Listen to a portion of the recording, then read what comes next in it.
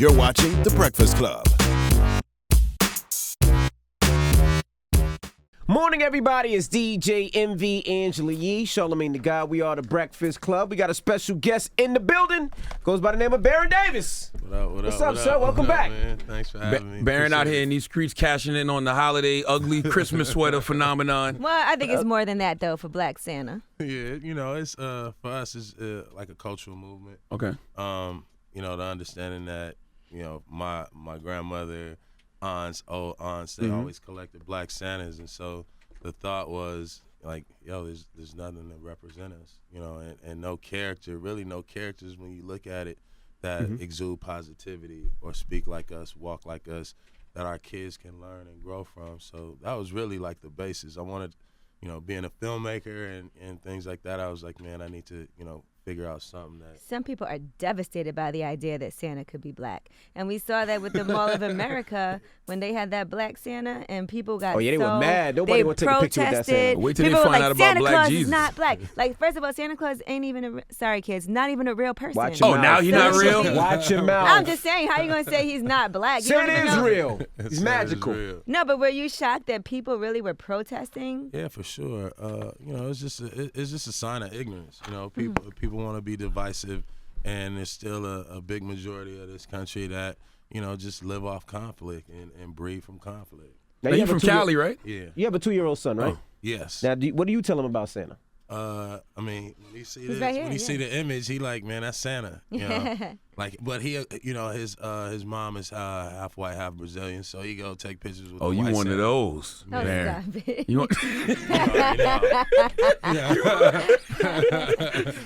You're lucky you out the league. You take a picture with a white woman nowadays, boy. Woo!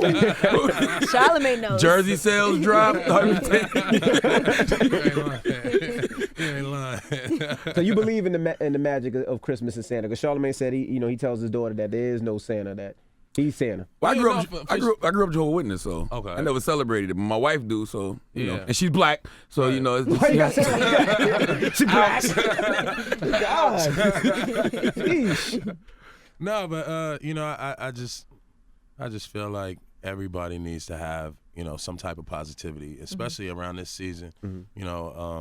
It's just a lot going on and a lot that has been going on, and we just we just need some positive vibes, some good energy, and knowing what's coming, and these next 4 years, I think it's an opportunity for people to actually come together. My favorite Christmas song was Santa Claus is a Black Man. You know that song? Not Jingle Bells, not none of that. Just Santa Claus is a Black Man. It's Okay. got a little nice funky beat to it, too. Now you from Cali, so if you from Cali, can you really rep Santa? Cause he wears all red. If you a Crip, no seriously, if you a Crip, do Crips rep Santa Claus? They rep the blue suits. That's what I think. I'm serious. Now, well, we need to do something called Santa Blaws. Okay. Triple OG blood Santa Claus. That's what we gonna do next year for the ugly Christmas I sweater. don't know about that. What's wrong with you, man? Santa Blaws will pop. You know how many bloods would buy that? Man, they got Merry Saint Christmas. Brick. No. Saint Brick is a blood. See? You late with it, Charlamagne. That's enough, man. We can't have too many gangbanging Santas out there, man. So what happens when Christmas is over with Black Santa? So for us, we go into Martin Luther King holiday with just a campaign, just affirmation, king, queen, dream, just calling each other's kings and queens, and telling little kids to dream. So, just kind of like a mentorship program or a campaign where anybody who does anything successful, you shouting out kids and telling them to dream you can be anything.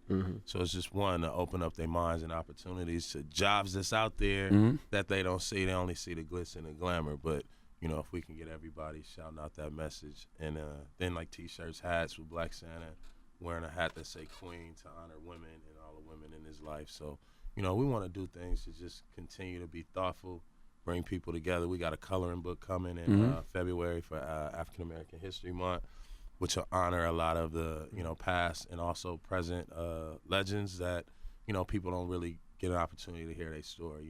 It's almost like every African American History Month, it's the same stories. And then I was like, all right, come on now, we out, and for us, I think that it's a deeper dive into the culture, and that's basically why I created this company. It's like a treasure chest for African American wealth and knowledge. Were you offended by referring to LeBron James' team as posse, how some people were? I know Jay-Z just gave him Sports Illustrated Man of the Year award, and he referenced posse also. Do you think that was offensive? Yeah, for sure it's offensive.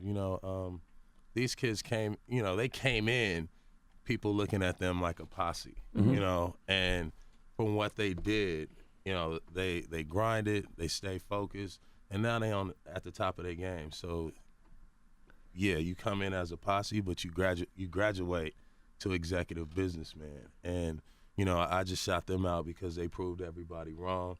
They did it together, and I just don't think it's right to classify them as that when, you got agents and people like that who are, kind of shucking and jiving and juicing these players, and, they get the utmost respect. So I don't think it's fair. You can have a posse of executive businessmen, though. Yeah, you can. Nobody ever says that. But I think Phil really was stuck in the 90s and just trying to sound cool. Yeah. And you see a group of black men, you want to sound cool. Like, him and his posse. Yeah, but also you got to think that Phil is like the master manipulator, and, he's great at creating media attention to, distract players in games. And, obviously that ain't going to work with LeBron James. But, he's done that to Shaq. He's done that to Kobe, call him out and just to kind of stir some media up. What's the best team in the NBA now? The best team in the NBA to me is the Cleveland Cavaliers. Really? Over the Warriors? Yeah. Well, the Warriors is playing the best basketball and the most exciting basketball, but the Cavs are still the champs. Mm-hmm. You didn't really see that last year with you the played Warriors. You played for both squads too. I played for both franchises, but who got the best pussy in the cities? Cleveland. I feel like the girls in Cleveland do more because they don't got nothing to do there. Shut up, man. You gotta stop disrespecting Cleveland. That was a bad time for me in Cleveland, man. It was cold. It was cold. Oh, you just stayed home. Yeah, I just stayed in my apartment, man. It was like a dorm. Damn. Are you still trying to work to get back in the NBA? Yeah, I still been dibbing and dabbing.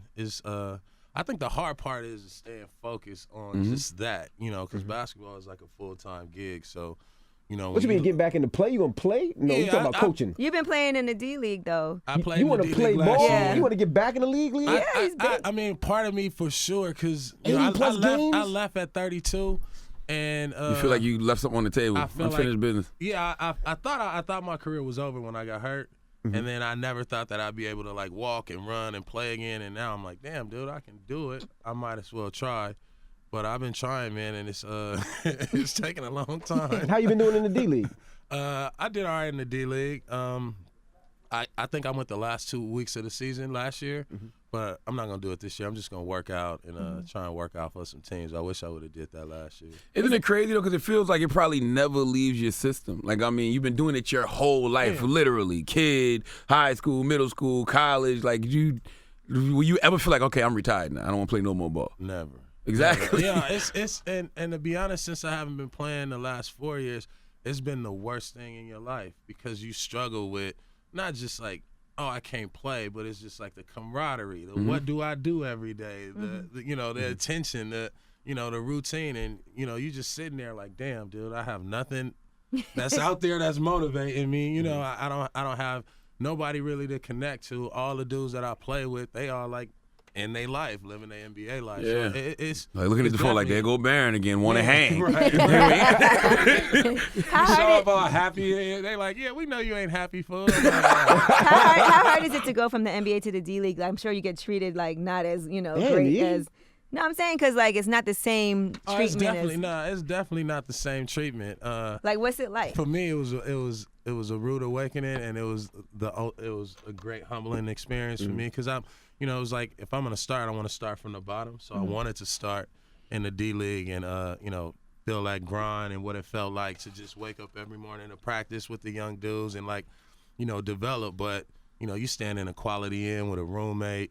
It's like Quality Inn. It's like, yo, I was like, yo, I got a roommate. They like, yeah, man, you got a roommate. I'm like, you have to. You can't get your own room. Like, I'm gonna go down. I said, how much is the rooms? They was like, well, if we give you the discount, it's like $59. I said, man, I take 4 rooms. You know what I mean? Like, you still sitting on some Adams, B, right? Yeah, that's the whole point. Yeah, that's the point. It's like, you flying. You flying on propeller planes, sitting in the back. You getting up at 4 o'clock. Got to get to the airport. You checking your own bags in. Not saying like people don't do that for a living, but in the NBA, Right. you know, You're you used never have to- to fly private. Yeah. People take care of you, get food on the plane. You never have to worry about that.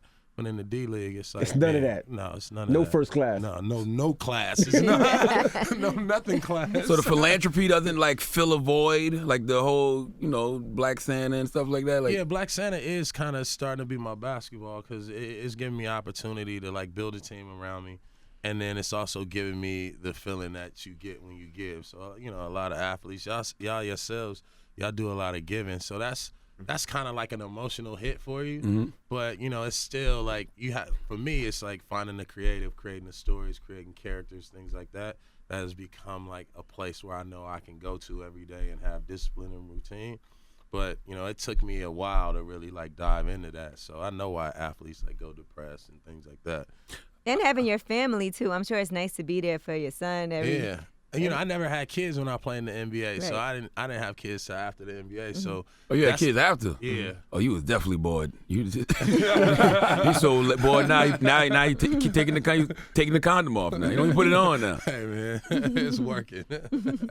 It's working. I got 2 boys, and it kind of just opened my eyes to all the stuff that I'm seeing now, especially like, you know, what am I gonna teach him? Like, I ain't have a daddy. Like, what do I say to him? You know, things like that. So it's just like, just trying to find different ways, and you know, watching other people, you know, parent is for me an opportunity to just, you know, that's why I started this company, to be able to speak to my kids and draw that connection between father and son, mother, daughter, father, mother. You know, I respect you too, because when you had the Jerry curl, right? Yeah. You was Yeah, like yeah, one of man. those first internet sensations that got slandered ridiculously, but you held on to that curl till you was ready to get rid of it. Yeah, it was the essence, you know. It was the essence. Yeah, you didn't let nobody force you out that curl. Was there Man, a I was- statement behind that? I was in the moment, you know. I was just, I told all my homeboys, I said, yo, I don't know if I can ever grow hair again, but if I do, I gotta grow a Jerry curl. And so the Jerry curl became my motivation for like working out, getting back on the court. I was like, yo, if I can have a Jerry curl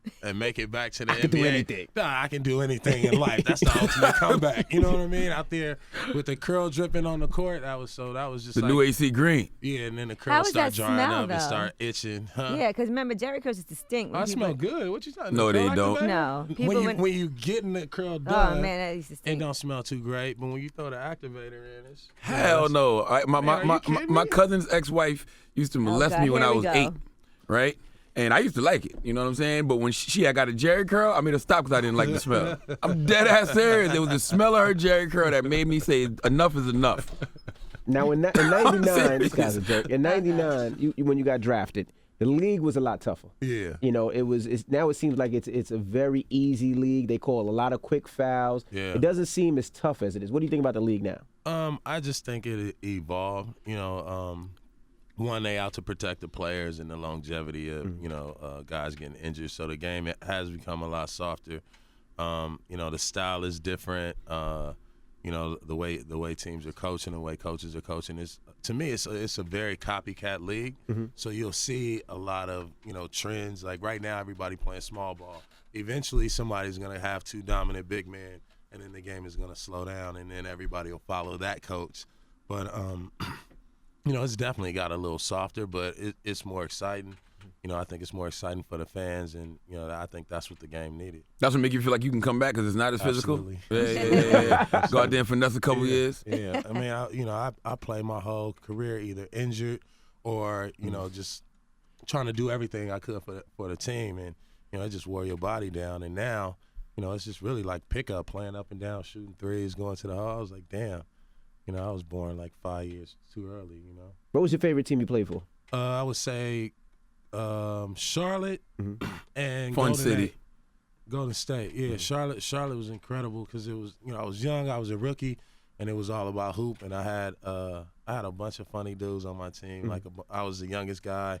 Everyone on my team was like married, had kids. So, you know, it was a great experience. And then Golden State, of course, the year We Believe was probably like one of my favorite years because just the team and the bond and the brotherhood was like incredible. Now, what finally made you get rid of the curl? Because you said you didn't It know. was itching. It was itching dry. And I It didn't realized, work out. like, you know, you on these Black Santa corporate meetings, and you showing up, and you know, that curl start itching, dude. It's like you can't be sitting Scratching with the your pin, head. yeah. Like, hold on, man. What was my thought? Start flaking off. Yeah. Yeah, you know, that's what happened. Did your wife like it? She did. No way. Until it got dry. She liked it though. But, you know, the curl is every day, and that's just like a LA trademark. And I wanted to bring it back, you know, especially then Straight Outta Compton came out. Right. So people was like, yo, you on point, you on point. I wish I had my curl. You know, dudes at 40. Nobody said that. Stop. Yeah, a bunch of the, you know, OGs. The OGs. The Straight Outta Yeah. Compton dudes, they was going crazy. 'Cause they could have got him if they wanted to. They all bald head now Oh, from the okay. Jerry curl. They was like, she gonna look like mine in a minute. I was like, all right, cool. So we appreciate you. Go ahead. Before you get out here, I what know are you you gotta catch guys a going to do flight. for the holidays? We gonna just kick back. Me and both of my sons, we gonna pack up all his toys and give them to orphanage.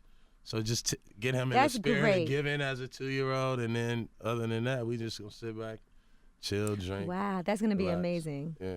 Now you are a guard. Yes. You think you could stick Russell Westbrook or Curry Hey, man. or Russell- Irvin? I've been telling people this, but Russell Westbrook dunked on me this summer, right? Mhm. And then that was like the moment where I was like, you know what, dude? I probably can't play in the NBA now. Russell Westbrook different though. You can't compare yourself to Westbrook. Like, Westbrook but- different. I never been dunked on like that. And he made me feel like a kid. not dog. fair, He made man. Me feel like a kid. He, How old are you now? 36? 36. 36, coming off a lot of injuries. Russell in the Man. prime. Like, yeah, that's not a fair No, comparison. but he barely hit me and sent me flying and dunked on me, and it was just like, yo, did he really do that? Like, did I really just got big boy like that? So what do you say once you get up? What you I do? scored the game-winning layup on him. Though. Okay. That's why I was You like, got your all right. revenge. I got my revenge, but they got the dunk on tape, and I'm just, I'm holding them dudes for ransom. I got the homies like right outside their door. Do not post that. It's over. Don't for put me. that What out. would Black Santa do, though? Man, Black Santa come with a help side defense and block it. They gotta put play that defense, tape out. man. Yeah, please don't. Black Santa, please tell him don't put that tape out. You made good investments though, I'm sure. Yes, sir. Yeah. Like what's some of the investments that you just know you're gonna be eating off? I mean, I would say a long time ago, I invested in vitamin water, and that paid off. Oh, word. And then, cool companies. There's a company called Heal, which is kind of like on-demand doctors. They come to your house. I think that's That's a big in really LA. cool yeah. And plus, yeah. you still work, and you still have your producing and Yeah, and then everything. I'm producing movies and things like Yeah, that. somebody told me that you was into the TV movie game. Yeah, so just doing a lot of stuff with some hip hop artists. Just trying to be original, try and bring back a flavor and a style that I guess a lot of people haven't seen in a minute. That menace to society. That that. Yes, old school man, feel, we need that a He Got hood Game. Yeah. flick. We ain't seen a Yes. hood gangster flick in Man, I've forever. been saying that. Last I've been one is saying Paid that. in Full that I remember. I've been saying that, so we trying to do it, and just putting projects like that together. We believe that. I believe in the next generation. I believe in this generation, but a lot of people, they have projects and things that they pick and choose. But this next generation is, talented, and we want to find the next talented directors, writers, animators, things like that. So, it's important for us to just take smaller bets. You know what I mean, and grow with the audience. Anything out there now that they could look at and say, "Oh, that's." The Drew doc, that's on Showtime, and that's about to come out on demand. That's a documentary I directed about the Drew and Watts South Central, and a league that started 40 years ago as a league to keep kids off the streets. That turned into like the #1 premier summer league, in the country. So that's one, and then getting ready to do this basketball kind of meets menace to society about a kid coming of age story who grew up in South Central but also go to a private school, and he's just trying to separate his have from the have-nots, and Sounds like above the rim. yeah, it sounds like kind of in the vein of above the rim, but kind of just based on how I grew up, and a lot of dudes in LA, DeMar, people like that grow up. When you grow up with your homeboy, and you know you're gonna be great, or you're gonna make it out somehow, some way, but they know that they gonna make it out in a different route. You know what I mean? And so just showing that post-traumatic stress, all the stuff that we go through that Nobody knows we go through. right, and it's important to show that so these kids can be like, damn, like for us it was above the rim, it was Menace to Society, New Boys Jack in the City, Hood, Boys all in the that. Hood. So at least you saw it and be like, man, like, you know, oh, I know somebody like that. I know somebody. I'm not gonna be like that. You know what I mean? And so I think we lost that with a lot of like, you know, a bunch of like goofy stuff. But you know, although everybody wanted to be like O-Dog, I feel like they didn't want to not be like him. He was the one to survive too. No, he went to jail at the end of the movie. Yeah. Went to prison for murder. Oh, that's right, he did. That's the illest thing about those movies, and I always say that.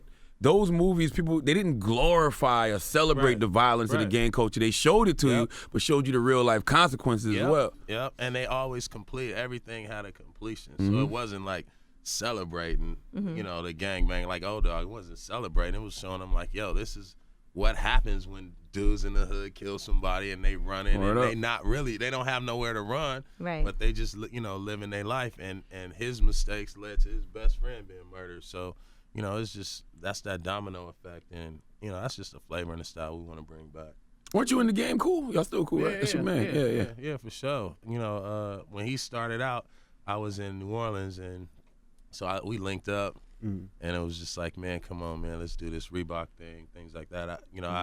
I just figured Game would have been the guy from the West Coast to open it up for a lot of artists, and so I just wanted to get behind him and support him. One, because I played basketball against him in high school, and you know, for me, especially in LA, it was tough because, you know, you got the blood, you got the crib, you got, you know, this blood hood, that blood hood. So I was, you know, I knew it was a kind of big burden on my shoulder to bring LA together.